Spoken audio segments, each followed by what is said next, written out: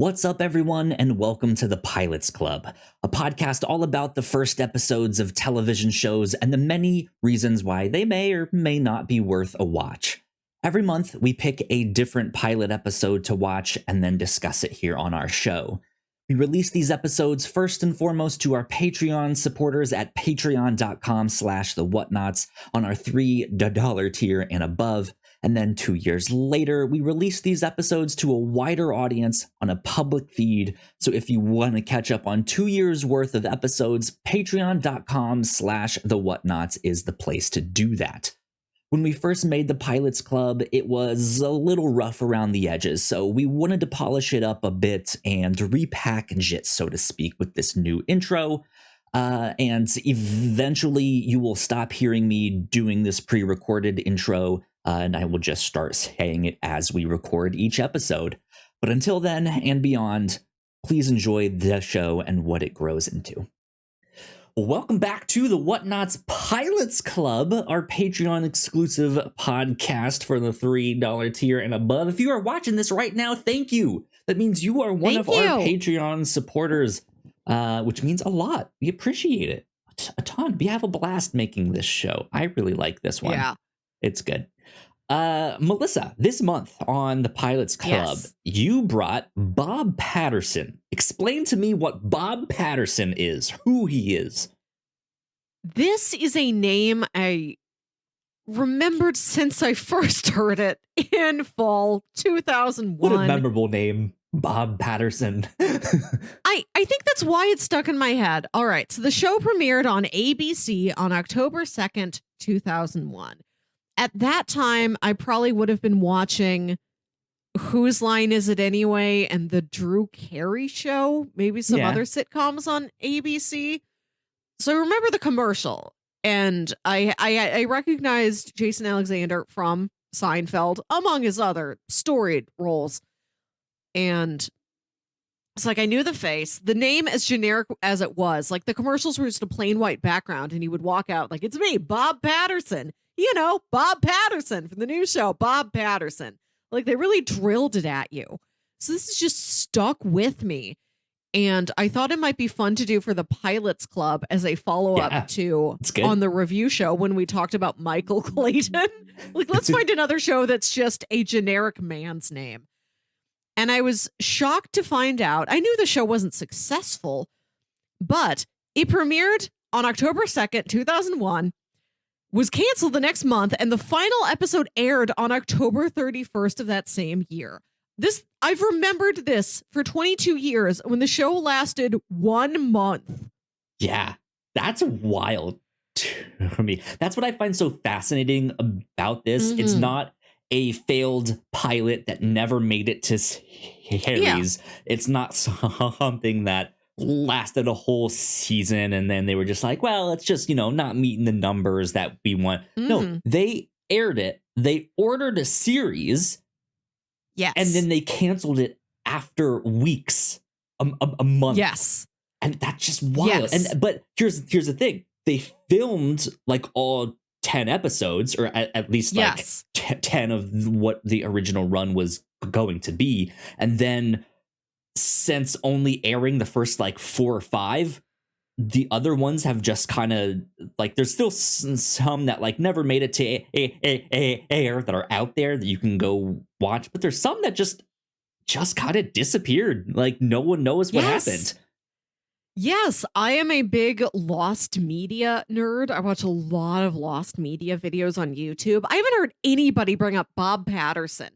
They filmed 10 episodes, aired the first 5 before it got canceled. There's some of episode 9 that has been partially found, and episodes 6, 7, 8, and 10 are entirely lost. Wild. Yeah.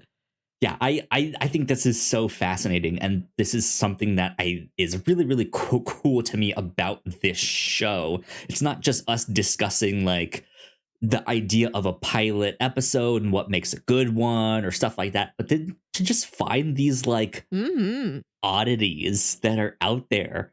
Because there are a lot that the pilot is out there, but it just didn't make it to its show, or it's a very infamous pilot like the Wonder Woman one, where sometimes we just pick stuff that's like, remember that show CSI? Let's go watch the first one of that, because why not? Yeah.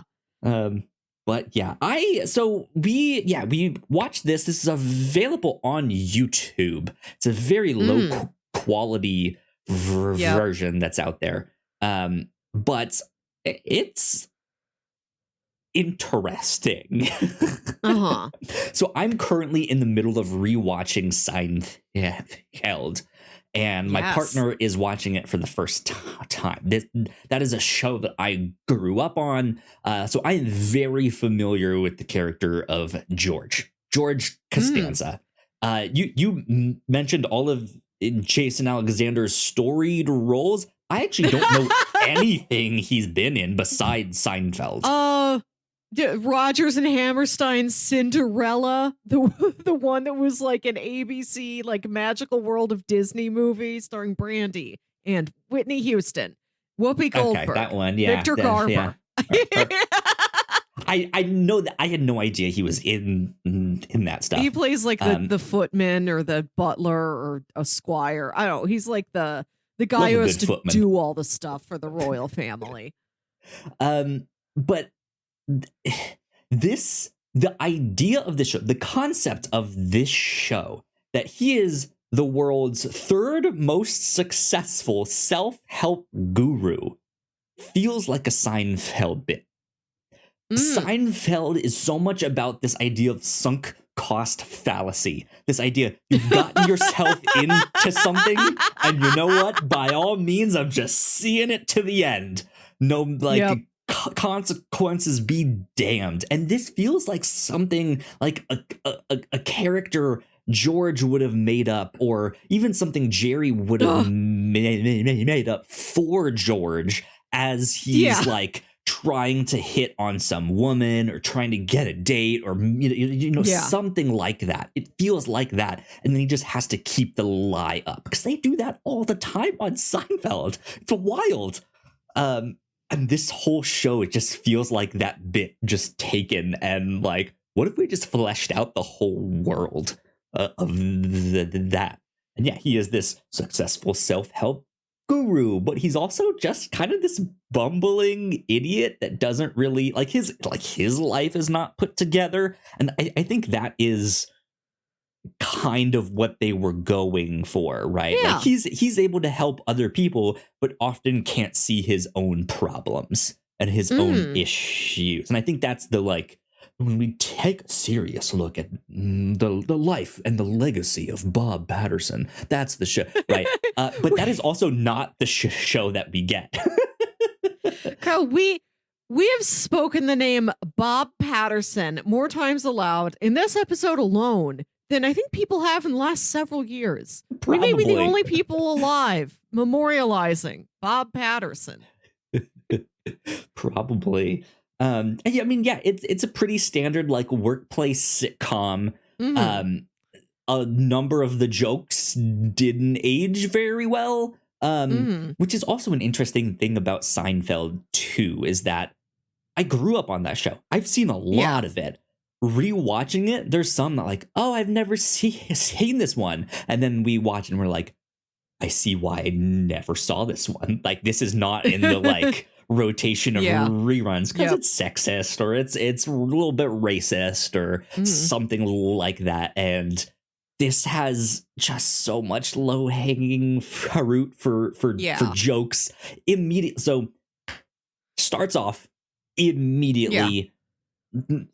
Bob walks out of his office. There's a woman carrying those two water cooler jugs.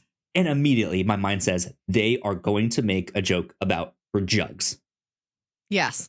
And granted, they wait 15 to 20 seconds. They it's not in the immediate hey, you need some help holding your jugs? First they establish the woman's name, personality, and goals, and then make a jugs joke. Exactly. And then then they make a joke about her jugs. And it's kind of eye-rolly. There's the new assistant that I guess he didn't know they were even hiring a new assistant. Yeah. But she's in a wheelchair. And there's some kind of jokes about that are like, I don't know how I feel about some of those jokes. There was one that I like. She had the best joke in the whole thing. He goes out to meet his new assistant. Like, hey, I'm Bob Patterson. It's good to meet you. What's your name? And she is just the clumsiest. Like, I've been in this wheelchair for a month. Like, I'm just getting used to it. She knocked over her whole computer. Yeah. Spilled coffee, all that stuff. And then curiosity gets the best of him. And he's like, hey, if you don't mind me asking, like, what happened? And he means, like, how did you get in the wheelchair? And she just has the best response of, oh, yeah, I lost the use of my legs. It just stops. No further information. It was so good. I was like, yes, that is amazing. I love that. I do like that. I do like that the joke is she's like, this is all the information I have to give you. I don't know why you want more. That's it. That's the answer. So good. The secretary character is kind of endearing. She is very sweet. I feel like that's a predicament. Her, yeah. I think that is a predicament except for the like one episode, like this week on Three's Company, John Ritter throws his back out, like that's something that happens for one episode. It is not an ongoing character journey of, I now need a wheelchair. How do I adjust my life to living around that? I'm like, that could be a nice journey to see her go on. She seems sweet. Yeah. I liked her a lot. It was interesting because her character very much felt like a character that I would have seen like on Nickelodeon at that time from one of the kids shows. And I kind of liked that. Like, there is a physical aspect to some of her comedy, not understanding how her wheelchair works exactly and not being used to it. There's another scene where she comes barging in Bob's office and just hits the guy in front of her with her foot and like doesn't mention it, doesn't apologize. The guy gets hit and it's just like, oh, ow, like and it's just like I like those moments that she would like whip herself around too fast and hit something and knock it over, because that is, I guess, something you don't really think about a person in a wheelchair being clumsy. Yeah, and I like that it's entirely situational. Like, I don't think it's saying anything about her constant state as a person. It's not saying she's dumb. I don't think it's necessarily saying anything negative about people in wheelchairs. Just that when you first need to use one, when you were first in one, that might be quite a learning curve for you. Yeah. That said, then they also do the joke of like, oh, look, she's standing. And she's like reaching up in a thing and they throw something at her to see if she's acting. It was just like, really? Like, I don't know. But, man, something else that I thought was kind of interesting about the pilot. It almost reminded me of Uncut Gems. It's just nonstop. It is like it just keeps going one thing after another. This person barges in and that, and I kind of appreciated that. I liked that. I will say, maybe not content wise for like 90% of this, but structurally, I liked how this pilot was set up. I love how it's all this chaos converging on the physical location of his office. All these people barging in and out, crossing paths. I like that. And I like that.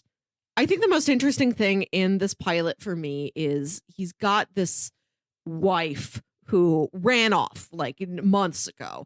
It's like, go find herself, go be a horse whisperer. She's on this Out sort of Montana, spiritual journey. And then suddenly she comes back. And she's like moving back into their house. And Bob's like, you left. You took half of my stuff. You moved. You left. And she's like, oh, I sold your stuff. So it's this massive, he was like getting ready to like move on. He was going to ask out Jug's girl. What's ex-wife doing here? Good old Jughead. Love. Favorite character, Jughead. We all love Jug Chest. And I I really love this. This is the part of the pilot that works the best for me is when his Uh-huh. wife confronts him and says, Bob, I haven't been fair to you. I've been trying to honor Bob Patterson, the public figure, which is causing all this friction between me and Bob Patterson, the man. Like she's Yeah. like, you in your role as a motivational speaker, as a self-help guru, you really inspired me to get out there, find myself. And everywhere I go, I'm not there. She's like, I'm struggling. I don't know what to do. I'm dragging you along with me in trying to follow the teachings of Bob Patterson, the speaker. I am bringing so much chaos into the life of Bob Patterson, my husband and friend. And I really liked that conflict of how Bob, the public figure, is inspiring people to do all these things that is going to bring chaos into his life when the people go out and explore and discover and change paths and really try and prioritize themselves per Bob's teachings. They are then going to deprioritize Bob the individual. Yeah. I think that's neat. And I like that I think his manager points out that like in the times after his wife has left him, that's when he writes his best stuff. And he realizes he needs to keep her as part of his life because the friction between them really fuels him to be more creative, to get to this emotional place where he really is fired up and he wants to motivate people to like, when his life is messy, it makes him better at phrasing how he wants things to be better and how he can motivate people to make things better. So I also really like the concept of I have to have some amount of chaos in my life all the time to be good at my job. And it's just where's the line of how much chaos is too much and how much is enough? I would have liked that as the premise for this show of Bob purposefully introducing some conflict and stress into his life to push him and then it grows emotionally, over the push show. him mentally. Yeah. And then just how many times that would backfire, he would become overwhelmed. Because on top of that plot, which I think is part of the core of the show, right? That push and pull of like, well, I don't want to be married to you because we don't actually work, but also I need you around because this constant reminder of how you left and how my life is a mess inspires me. On top of all that, we've already mentioned Jug girl who now wants to go into modeling. Her name is Maria. Maria, thank you. She wants to go into modeling and is now showing him naked pictures of her that her brother took. That's such a weird joke because she says, oh, you really inspired me to get into modeling. I called my brother over. He brought his camera. He took these photos of me. Look, I'm going to send them to Playboy. Yeah. And like, Bob keeps mentioning. Yeah. And Bob keeps mentioning like, oh, these photos, your brother took them. Is that a ficus plant back there? Like in trying to talk around the nudity, he keeps mentioning, look at these photos of Maria. Her brother took those. Like they keep stating it, but there's not an escalation to the brother joke. There's no line about, oh, that's weird. There's no joke about how like he's gay. I was trying to figure out where it was going. It goes nowhere. Because at first it like he asked her out to dinner at one point to be like, hey, I'm about to be at this new speaking engagement. It's over here this weekend. I'd like you to be my guest. Maybe we can have a chat about your modeling career after that over dinner. She says, yes, that'd be fantastic. So she shows him the pictures immediately after that. And it almost scares, it seems like it scares him away from going on the date with her. Well, but mostly because the brother took the pictures, I think, and he thinks that's what weird. It is that he's got a million things going on. He's like, I know I have to make progress on my book. I need some time when nobody interrupts me. Like, I have to do this. And then all these interruptions come in. And I think it's his conflict of, would I like to look at the nude photos and get to know Maria better? Yes, but not now. Well, yeah, And then also 'cause like with his wife coming back in, like there's just that's too many things going on. I don't know that's if what he I was would have trying reacted to the get same in to. other Yeah. circumstances. Yeah. Yeah, that's what I was trying to get to is that on top of this thing you mentioned, he has this whole thing of like, I Mm. kind of want to date you, but there's the weird thing with your brother. But then when he hands the nude photos to John Tesh, he like, right, he's in there, right? Like that's it. Like it feels almost like he's pawning her off on him. Like, hey, Mm. you deal with this. Yeah. And because yeah, you're right, he needs to write this speech for this speaking engagement, but Mm. everything just keeps happening. That like there's the new assistant, there's Marie or Maria, I forget already what her name. There's so much stuff that's happening that he Yeah. just can't Oh, get a moment to himself. his manager thinks he needs some sort of a gimmick for his next public speaking A engagement, bed so of he's hired a nails. contractor to build him a bed of nails. I think they're building it entirely within one of the rooms of the office. Yeah. You know, I bring my people to you. Yeah. So weird. So weird.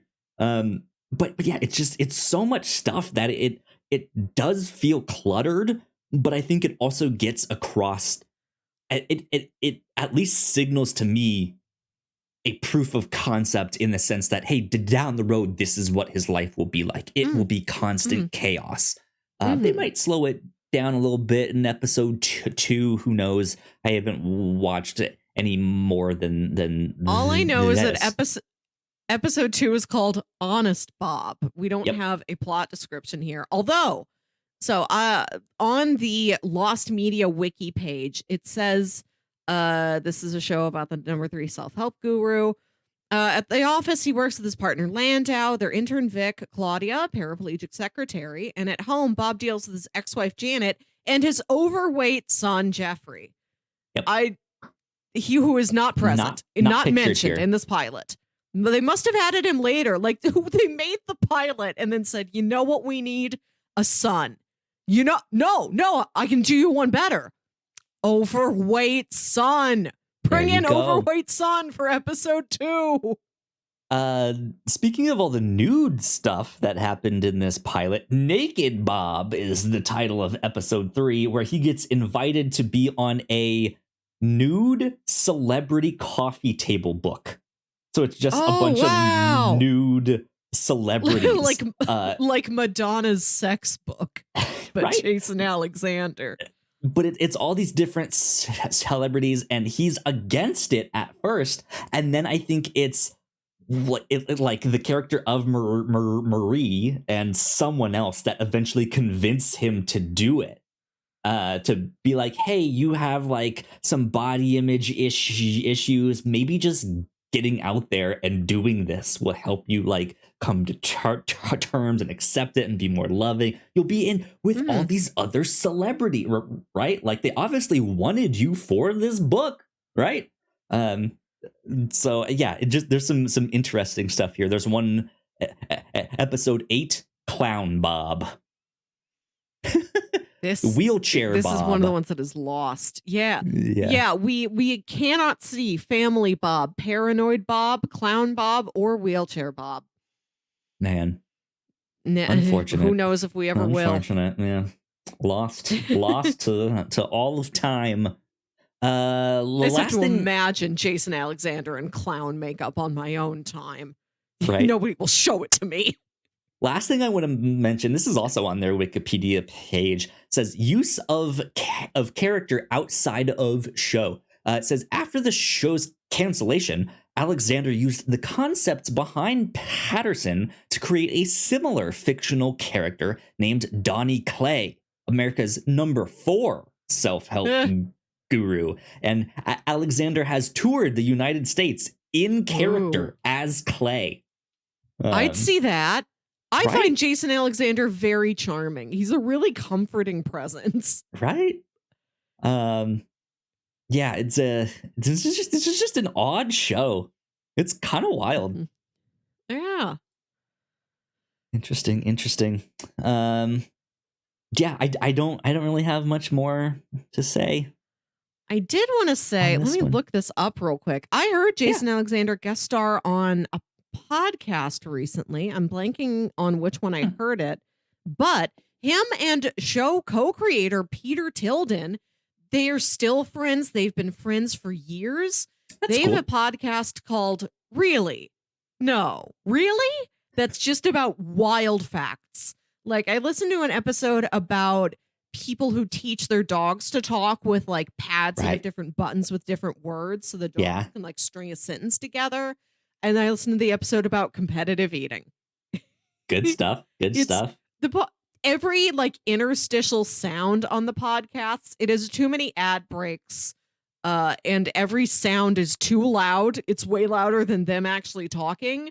But you know, like I said, Jason Alexander, very charming. He's a voice that I just like to hear. I think I've got some sort of like my family didn't watch a lot of Seinfeld, but Yeah. I think we saw enough that I find Jason Alexander and Julia Louis-Dreyfus as comforting as if they were my own family. For sure. Yeah. For sure. Well, there you go. That's our thoughts on Bob Patterson. Mm-hmm. Good stuff. Melissa, I have the next pilot for us to check out. So we've done, we did in anime a while back, and we did in adult animation, right, on Adult Swim. Yes. I wanted to do a kid show because we haven't All right. really done a kid show yet. So this one is also animated. This is a much more recent show. Let's see if I can find when episode 1 aired. February 10th of this year, 2023. So it is pretty new. This is Moon Girl and Devil Dinosaur. Oh, yeah. brand new. Yeah. This is a Marvel show based on the comics of the same name. And the premise is Lunella Lafayette is a 13-year-old genius living with her parents and grandparents in the Lower East Side of New York. One day, she activates a portal and a red Tyrannosaurus steps out. With the support of her friend Casey, she becomes a super heroine named Moon Girl and names her dinosaur Devil Dinosaur.